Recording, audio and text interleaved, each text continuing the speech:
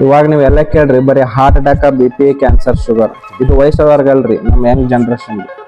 ಅಂದ್ರೆ ಇವಾಗ ನಮ್ಮ ವಯಸ್ಸಿನವ್ರಿಗೆಲ್ಲ ಹಾರ್ಟ್ ಅಟ್ಯಾಕ್ ಆಗಲ್ರಿ ಇದಕ್ಕೆಲ್ಲ ಏನ್ ರೀಸನ್ಪ ಅಂತಂದ್ರೆ ನೀವು ಹೊರಗಡೆ ಏನು ಒಂದು ಜಂಕ್ ಫುಡ್ ತಿಂತಿರಲ್ಲ ಇವಾಗ ನೋಡ್ರಿ ಜಿಮ್ ಹೋದವರೆಲ್ಲ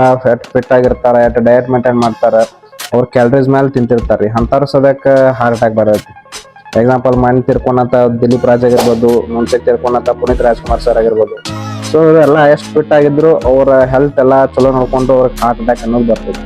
ಸೊ ಮತ್ತು ನಮ್ಮ ಜೀವನ ಶೈಲಿ ಯಾವ ರೀತಿ ಒಂದು ಇರ್ತೈತಿ ಅದ್ರ ಮೇಲೆ ಡಿಪೆಂಡ್ ಆಕೈತಿ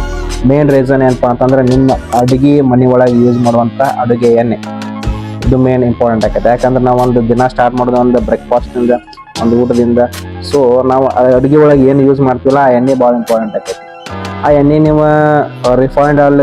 ಏನು ಯೂಸ್ ಮಾಡ್ತೀರಿ ನೋಡ್ರಿ ಈಗ ಸೂಪರ್ ಮಾರ್ಕೆಟ್ನ ಹೋಗ್ತೀರಿ ನಿಮಗೆ ಕೇವಲ 100 ರೂಪಾಯಿಗೆ 200 ರೂಪಾಯಿ ಸಿಗ್ತದೆ ಅಂತ ತೊಗೊಂಬಂದಿರ್ತೀರಿ ಸೊ ರಿಫೈನ್ಡ್ ಆಯಿಲ್ ಯಾವ ರೀತಿ ತಯಾರು ಮಾಡಿರ್ತಾರಂತ ಯಾರಿಗೂ ಒಂದು ಅದ್ರ ಬಗ್ಗೆ ಮಾಹಿತಿನೇ ಇರಂಗಿಲ್ಲ ರಿಫೈನ್ಡ್ ಆಯಿಲ್ ತಯಾರು ಮಾಡುವಾಗ ಏನು ಮಾಡ್ತಾರೆ ಮೇನ್ ಫ್ಯಾಕ್ಟ್ರಿ ಒಳಗೆ ಅದನ್ನ 200 ರಿಂದ 300 ಡಿಗ್ರಿ ಸೆಲ್ಸಿಯಸ್ ಒಳಗೆ ಕುದಿಸ್ತಾರೆ ಸೊ ಆ ಕುದಿಸೋದ್ರಿಂದ ಏನಕ್ಕತಿ ಅದ್ರೊಳಗಿರುವಂಥ ಒಂದು ಹೀಟ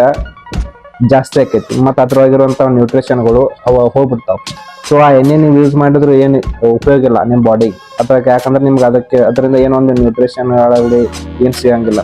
ಸೊ ಅದ್ರ ಜೊತೆಗೆ ಏನು ಮಾಡ್ತಾರೆ ಅಂದ್ರೆ ಹೆಕ್ಸೇನ್ ಅನ್ನೋ ಒಂದು ಕೆಟ್ಟ ಕೆಮಿಕಲ್ನ ಹಾಕ್ತಾರೆ ಅದಕ್ಕೆ ಕೂಡ ಇದನ್ನ ಎದಕ್ಕೆ ಯೂಸ್ ಮಾಡ್ತಾರೆ ಅಂದ್ರೆ ಅದರಲ್ಲಿರುವಂಥ ಕಲರ್ಗಳನ್ನ ತೆಗೆದು ಹಾಕಲು ಅದರಲ್ಲಿರುವಂಥ ನ್ಯಾಚುರಲ್ ಸ್ಮೆಲ್ನ ತೆಗೆದು ಹಾಕಕ್ಕೆ ಮತ್ತು ಅದು ಜಾಸ್ತಿ ದಿವಸ ಬಾಳಿಕೆ ಬರ್ಬೇಕ್ರಿ ಮತ್ತು ಅದ್ರ ಜೊತೆಗೆ ಏನು ಯೂಸ್ ಮಾಡ್ತಾರೆ ಅಂದ್ರೆ ವೈಟ್ ಮಿನರಲ್ ಆಯಿಲ್ ಅಂತಂದ್ರೆ ಏನ್ರಿ ಅಂತಂದ್ರೆ ಪೆಟ್ರೋಲಿಯಂ ಬೈ ಪ್ರಾಡಕ್ಟ್ ರೀ ಅದನ್ನ ಹೆಂಗ್ ಯೂಸ್ ಮಾಡ್ತಾರಪ್ಪ ಅಂತಂದ್ರೆ ಅದು ಲಾಸ್ಟ್ ಪೆಟ್ರೋಲ್ ಸಂಸ್ಕರಣೆ ಮಾಡಿದಂತ ಉಳಿಯುವಂತಹ ಒಂದು ಆಯಿಲ್ ಅದು ಆಯಿಲ್ನ ರಿಫೈನ್ಡ್ ಆಯಿಲ್ ತಯಾರು ಮಾಡುವಂತ ಕಂಪ್ನಿಗಳು ಏನ್ ಮಾಡ್ತಾವ ಅಂದ್ರೆ ಒರಿಜಿನಲ್ ಎಣ್ಣೆ ಒಂದು 30% ಎಣ್ಣೆ ತಗೊಂಡು 70% ಪೂರ ಆಯಿಲ್ ಹಾಕೋದ್ರಿಂದ ಏನಕೈತಿ ಅದು ಕಂಪ್ಲೀಟ್ ಎಣ್ಣೆಯಾಗಿ ಪರಿವರ್ತನೆ ಆಕೈತಿ ಸೊ ಇವನ್ನೆಲ್ಲ ಇಂಥ ಪ್ರೊಸೆಸ್ ಮಾಡೋ ಮುಖಾಂತರ ಏನ್ ಮಾಡ್ತಾರ ಅದಕ್ಕೆ ರಿಫೈನ್ಡ್ ಆಯಿಲ್ ತಯಾರು ಮಾಡ್ತಾರೆ ಸೊ ಇಂಥ ಆಯಿಲ್ಗಳನ್ನ ತಿನ್ನೋದ್ರಿಂದ ಏನಕೈತಿ heart attack BP sugar cancer ಅದು ಹಾರ್ಟ್ನ ಫುಲ್ ಬ್ಲಾಕೇಜ್ ಮಾಡಿ ಹಾರ್ಟ್ ಅಟ್ಯಾಕ್ ಆಗಕ್ಕೆ ರೀಸನ್ ಮಾಡ್ಬಿಡೈತಿ ಸೊ ಇವಾಗ ನೀವು ನೋಡಿರ್ಬೋದು ಮತ್ತೆ ಒಳ್ಳೆ ಹೆಣ್ಮಕ್ಳು ಅಂದ್ರೆ ಈಗ ಸಣ್ಣ ವಯಸ್ಸಿನ ಹುಡುಗಿಯರೆಲ್ಲ ಮೆಚುರಿಟಿ ಅನ್ನೋದು ಸಣ್ಣ ವಯಸ್ಸಿಗೆ ಬರೋಂಥವು ಇವಕ್ಕೆಲ್ಲ ಏನ್ ರೀಸನ್ಪ ಅಂತಂದ್ರೆ ನಾವು ಯೂಸ್ ಮಾಡುವಂತಹ ಒಂದು ರಿಫೈನ್ಡ್ ಆಯಿಲ್ ಅದ ನಮ್ಮ ಅಜ್ಜಿಗಳೆಲ್ಲ 100 ವರ್ಷಗಂಟೆ ಬದುಕ್ತಿದ್ರು ಸೊ ಅವಕ್ಕೆಲ್ಲ ಏನ್ ರೀಸನ್ ಅವ್ರು ತಿನ್ನುವಂತ ಒಂದು ಪೌಷ್ಟಿಕ ಆಹಾರಗಳು ಮತ್ತು ಒಳ್ಳೆ ಅವ್ರು ಜವಾರಿ ಫುಡ್ ತಿಂತಾ ಇದ್ರು ಮರದ ಗಾಣದ ಎಣ್ಣೆಗಳನ್ನ ಯೂಸ್ ಮಾಡ್ತಾ ಇದ್ರು ಸೊ ಅವರೆಲ್ಲ ತುಂಬಾ ವರ್ಷ ಬದುಕ್ತಿದ್ರು 100 ವರ್ಷಗಂಟೆ ಬದುಕ್ತಿದ್ರು ಅದ ನಮ್ಮ ಜನರೇಷನ್ ಈಗ ಹಂಗಿಲ್ರಿ ಒಟ್ಟೆ ಎಲ್ಲ ಸ್ಪೀಡ್ ಆಗ್ಬೇಕು ಎಲ್ಲ ನಮಗೆ ಜಲ್ದಿ ಸಿಗ್ಬೇಕು ನಾವು ಜಲ್ದಿ ತಿನ್ಬೇಕು ಜಲ್ದಿ ವಾಪಸ್ ಕೊಡ್ಬೇಕು ಅಂದ್ರೆ ಹೆಂಗಾಗ್ಬಿಟ್ಟಂದ್ರೆ ಮನುಷ್ಯಾಗ ಅವನ ಒಂದು ಆರೋಗ್ಯದ ಮೇಲೆ ಕಾಳಜಿ ಅನ್ನೋದು ಹೋಗ್ಬಿಟ್ಟೈತಿ ಬರೀ ಎಲ್ಲ ಕುಂತಲ್ಲೇ ಈಗೆಲ್ಲ ಬ್ಲಿಂಕೆಟ್ ಜೊಮ್ಯಾಟೊ ಬಂದಾವ ಎಲ್ಲ 10 ನಿಮಿಷ ಮನೆಗೆ ಬರ್ತಾವ ಸೊ ಇವಕ್ಕೆಲ್ಲ ಬಾಡಿಗೆ ಎಕ್ಸರ್ಸೈಸ್ ಅನ್ನೋದಿಲ್ಲ ನಾವು ತಿನ್ನುವಂತ ಆಹಾರ ಪದ್ಧತಿಗಳಾಗಿರ್ಬೋದು ಸೊ ಇವಕ್ಕೆಲ್ಲ ನಮ್ಮ ಒಂದು ಬಾಡಿಗೆ ತಡ್ಕೊಳ್ಳಲ್ಲ ಇವೆಲ್ಲ ನಮ್ಮ ಸಣ್ಣ ವಯಸ್ಸಿಗೆ ಇವೆಲ್ಲ ತರ ರೋಗಗಳು ಬರೋಂಥವು ಸೊ ಇವಾಗ ಡಾಕ್ಟರ್ಗಳು ಸಜೆಸ್ಟ್ ಮಾಡ್ತಾರೆ ನಾವು ತಿನ್ನುವಂತ ಅಡುಗೆಯನ್ನೇ ಏನಪ್ಪಾ ಅಂತಂದ್ರೆ ಇವಾಗ ನೀವು ಹೊರಗೆ ಮಾರ್ಕೆಟ್ನಾಗ ಹೋಗಿರ್ತೀರಿ ಅಲ್ಲೇನೋ ಒಂದು ಗೋಬಿ ತಿಂತೀರಿ ಒಂದು ವಡಾಪಾವ್ ತಿಂತೀರಿ ಒಂದು ಎಣ್ಣೆ ಏನಿರ್ತೈತಲ್ಲ ಎಣ್ಣೆ ಒಳಗೆ ಹೊಳೆ ಕರಿತಿರ್ತಾರ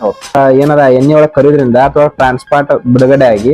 ಆಯ್ತು ಕೆಮಿಕಲ್ ಬಿಡುಗಡೆ ಮಾಡತೈತ್ರಿ ಸೊ ಅಂತ ಪ್ರಾಡಕ್ಟ್ಗಳನ್ನ ನಾವು ತಿನ್ನೋದ್ರಿಂದ ಏನಾಗ್ಬಿಡೈತಿ ನಮ್ಮ ಹಾರ್ಟ್ ಫುಲ್ ಬ್ಲಾಕೇಜ್ ಆಗ್ಬಿಡೈತಿ ಸೊ ನೀವು ನಾಳೆ ಹಾಸ್ಪಿಟಲ್ ಹೋಗ್ತೀರಿ ಅಲ್ಲಿ ಲಕ್ಷಾಂತರ ರೂಪಾಯಿ ಗಂಟೆ ಬಿಲ್ ಕಟ್ತೀರಿ ಸೊ ಇದಕ್ಕೆ ಏನ್ ಬೆಟರ್ ಒಂದು ಆಪ್ಷನ್ ಐತಪ್ಪ ಅಂತಂದ್ರೆ ನಾವು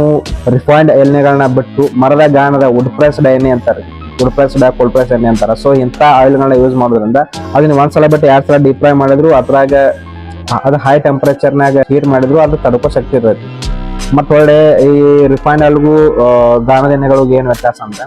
ರಿಫೈನ್ಡ್ ಎಲ್ಲ ನಿಮ್ಗೆ ಚೀಪ್ದಾಗ ಸಿಗ್ತೈತಿ ಓಕೆ ಬಟ್ ಗಾಣದ ಎಣ್ಣೆ ಎಕ್ಸ್ಪೆನ್ಸಿವ್ ಇರ್ತೈತಿ ಸೊ ಅದಕ್ಕೆ ಕಂಪೇರ್ ಮಾಡಿದ್ರೆ 100 ರೂಪಾಯಿಂದ 200 ರೂಪಾಯಿ ಡಿಫ್ರೆನ್ಸ್ ಇರುತ್ತೆ ಸೊ ನೀವು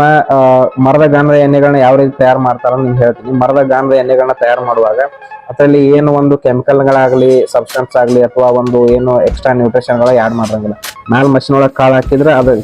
ಸೀದಾ ಕೆಳಗೆ ಎಣ್ಣೆ ಒಂದು ಔಟ್ಪುಟ್ ಬರುತ್ತೆ ಸೊ ಇದು ಒಂದು ರೂಮ್ ಟೆಂಪ್ರೇಚರ್ನಾಗ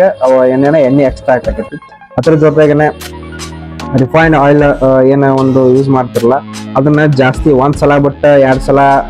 ಲಾಸ್ಟ್ 2 ಸಲ ಅಷ್ಟೇ ಕರಿಬೇಕು ಅದ್ರ ಜೊತೆಗಿಂತ ಜಾಸ್ತಿ ಕರೆದ್ಕೊಂತ ಹೋದ್ರೆ ಅದು ಟ್ರಾನ್ಸ್ಫರ್ ಬಿಡುಗಡೆ ಆಗಿ ಅದು ಒಂದು ನಮ್ಮ ಹಾರ್ಟಿಗೆ ಬಹಳ ಒಂದು ಎಫೆಕ್ಟ್ ನ ಕೊಡಬೇಕು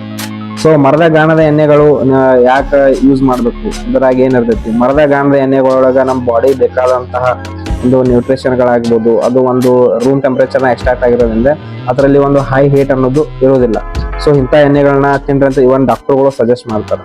ಸೊ ಇಂಥ ಹೆಚ್ಚಿನ ಮಾಹಿತಿಗಳು ನಿಮಗೆ ಬೇಕಾದ್ರೆ ನಮ್ಮ ಗಾಣಸ ನ್ಯಾಚುರಲ್ಸ್ ಯೂಟ್ಯೂಬ್ ಚಾನಲ್ಗೆ ಸಬ್ಸ್ಕ್ರೈಬ್ ಮಾಡ್ಕೊರಿ, ಫಾಲೋ ಮಾಡಿರಿ. ನಾನು ನಿಮಗೆ ಇನ್ನೂ ಹೆಚ್ಚಿನ ಮಾಹಿತಿಗಳನ್ನ ದಿನ ಕೊಟ್ಕೊಂತ ಹೋಗ್ತೀನಿ. Thank you.